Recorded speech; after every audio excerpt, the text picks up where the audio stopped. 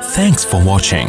Don't forget to like, comment, share and subscribe to Mufti Tariq Masood, famous scholar. اللہ فرماتے ہیں تمہیں کچھ چیزیں ایسی ہیں جو اس اللہ کے وعدے کے بارے میں دھوکے میں ڈالیں گی اور تمہیں وہ یہ دکھائیں گی کہ اللہ کا وعدہ سچا نہیں ہے. اللہ نے معاذ اللہ سیاسی وعدے کیے ہیں, یہ سچا وعدہ نہیں ہے. وہ کون سی چیز دھوکے میں ڈالے گی؟ فلا تغرنکم الحیات الدنیا, فرمائے اس دنیا کی ترقی, دنیا کی ظاہری چمک دھمک. تمہارے یہاں سے لوگ ہوں گے جو باتیں کریں گے, گورا چاند پہ پہنچنے کی باتیں کر رہا ہے اور مسلمان جنت اور جہنم کے چکر میں الجھے ہوئے ہیں. وہ لیبارٹریوں میں کیا کیا بنا رہے ہیں, مسلمان جنت جہنم سے باہر نہیں نکلتے. وہ یہ کر رہے ہیں, مسلمان جنت اور جہنم میں پڑے ہوئے ہیں. اللہ فرماتے ہیں دنیا کی جو زندگی ہے جس نے کافر کو دھوکے میں دیا, یہی زندگی کس کو دھوکہ دے گی؟ یہی تمہیں دھوکہ دے گی. اس زندگی میں جب تم ترقی کی جتنی قسمیں دیکھو, چاند پہ پہنچنے کی, مریخ پہ پہنچنے کی, خلائی سیاروں سے چھلانگیں لگانے کی, اس دنیا میں ایک چیز غور کر لینا, اس کے آگے موت ہے جو اس ساری ترقی کو چند سیکنڈ اور منٹوں میں خاک میں ملا کے رکھ دے گی. یہ ایسی ترقی ہے جو ورلڈ ٹریڈ سینٹر جیسی عمارت کو چند گھنٹوں میں زمین بوس کر دیتی ہے. اس لیے اس میں ترقی کرنا, مگر اس ترقی کو اصل مت سمجھنا اور اس دنیا سے دل مت لگا کے اللہ سے غافل نہ ہو جانا. تو یہ بہت بڑا فالٹ ہے اس دنیا کے اندر, اور یہ فالٹ سمجھ میں اس وقت نہیں آتا اس وقت تک جب تک خود اپنے اوپر بھگتتا نہیں ہے انسان.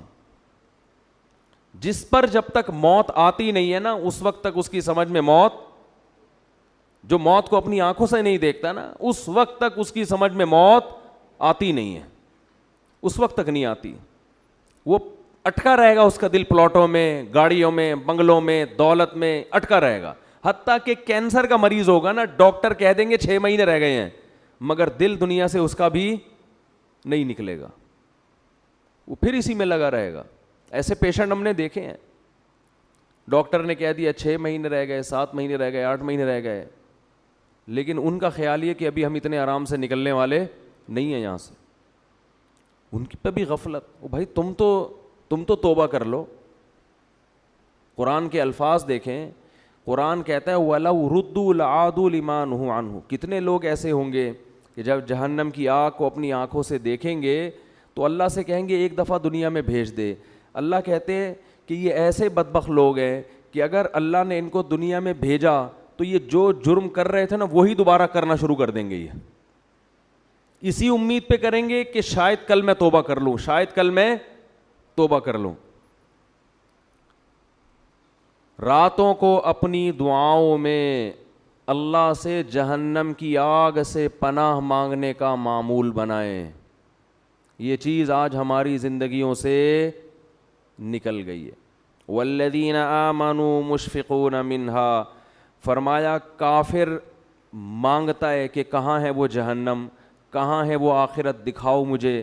فرمایا اور مومن اس سے خوف کرتا ہے, اس سے ڈرتا ہے, مطالبہ نہیں کرتا.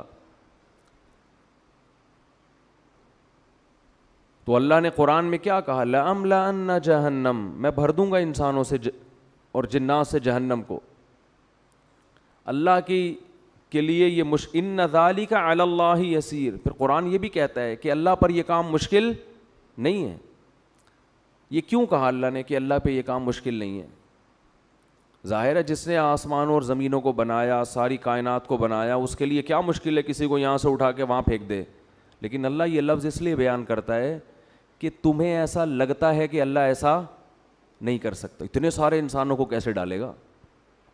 کیا اس کا دل نہیں ہے؟ کیا اس کو رحم نہیں آئے گا؟ اس لیے اللہ نے فرمایا کہ نہیں آئے گا رحم. یہ تم خوش فہمی میں مبتلا ہو کہ مجھے جتنا رحم آنا تھا مجھے آ گیا ہے. یہ رحم ہی تو ہے. کتنی مہلت دیتا ہے وہ, بار بار توبہ کا موقع دیتا ہے. 1000 بار بھی گناہ کیا, 1000ویں بار توبہ کرو گے اسی طرح قبول کرے گا جیسے پہلی دفعہ توبہ قبول کی تھی. یہ رحم ہی تو آیا تھا. اب تم یہ چاہ رہے ہو کہ وہ اتنا رحیم بن جائے کہ آپ جو مرضی کرتے رہو وہ بخشتا رہے تمہیں. اس خوش فہمی میں مبتلا ہونے کی ضرورت بولو بھائی, نہیں ایسا نہیں. ام نجعل المتقین کالفجار, انداز دیکھیں قرآن کا. قرآن کہہ رہے کیا تم یہ سمجھتے ہو کہ نیک اور برے لوگوں کا انجام سیم کر دوں گا؟ دیکھو یا تو آخرت میں جنت ہے یا جہنم, تیسری کوئی جگہ نہیں ہے انجام کے اعتبار سے, تیسری کوئی جگہ نہیں, یا تو ادھر یا بولے نا بھائی, تیسری کوئی جگہ نہیں ہے. تو اللہ فرماتا ہے اگر میں نے سبھی کو بخشنا ہے تو اس کا مطلب جو بیچارے گناہوں سے بچ رہے ہیں وہ بے وقوف ہیں پھر نا, یہی مطلب ہوا نا. وہ تو پاگل ہیں, وہ رمضان کے روزے رکھ رہے ہیں, وہ راتوں کو اللہ کے سامنے کھڑے ہو کر پناہیں مانگ رہے ہیں اللہ سے, وہ مالی معاملات میں حرام سے بچتے ہیں, ان کے دل میں میرا خوف ہے, وہ مجھے خوش کرنے کے لیے غریبوں کو کھلاتے ہیں. وہ امن ہوا قانت آناء اللیل, اللہ فرماتے ہیں بھلا وہ آدمی جو رات کو اٹھ کے مجھے پکارتا ہے, ساجدا وقائما, کبھی سجدے میں کبھی قیام میں, یحذر الآخرہ, آخرت سے ڈرتا ہے وہ, ویرجو رحمت ربی, رب سے امیدیں بھی لگا کے بیٹھا ہے اور آخرت سے ڈرتا ہے, یعنی خالی امیدوں پہ نہیں چل رہا, خوف بھی ہے. تو بھلا اس کو, اور جو ساری رات سوتا رہتا ہے, جو ساری رات ڈرامے فلمیں دیکھتا رہتا ہے, جو ساری رات اسنوکر کلب پہ بیٹھا رہتا ہے, جو ساری رات باپ اور ماں کو ستاتا ہے, جو ساری رات گناہوں میں زنا میں وقت گزارتا ہے, تو تم کیا سمجھتے ہو دونوں کو میں ایک جیسا کر دوں گا؟ ہے بھائی, دونوں کا انجام اس کو بخش دوں گا, چل بھائی چھوڑ, بس بخشش ہو گئی, کوئی میں بہت غفور ہوں, میں بہت بڑا ہوں. لیلۃ القدر کو دونوں جاگ لیے تھے تو اب دونوں ایک جیسے ہو گئے. بہت مشکل ہے بات سمجھانا, بہت مشکل ہے. لیلۃ القدر میں چونکہ دونوں جاگ لیے تھے, اب دونوں کیا ہو گئے ہیں بھائی؟ سیم. تو اللہ کہتے ہیں ام نجعل, بھلا ہم ایسا کریں گے, ہمیں تم نے یہ سمجھا ہوا ہے, ایسی بے انصافی, ایسی دھاندلی تو دنیا میں کوئی کرپٹ ترین حاکم نہیں کرتا. عدل و انصاف کا بادشاہ ایسا کیسے کر سکتا ہے؟ خوف پیدا کرنے کی ضرورت ہے. جن گناہوں کی طرف ہم جا رہے ہیں اور بغیر کسی بریک کے چلتے چلے جا رہے ہیں, برداشت بالکل ختم. قرآن نیک لوگوں کی صفت بیان کرتا ہے, الکاظمین الغیظ, غصے کے کڑوے گھونٹ کو پیتے ہیں. یہ باپ کے سامنے غصہ نہیں, ماں کے سامنے نہیں, اپنے بڑوں کے سامنے نہیں.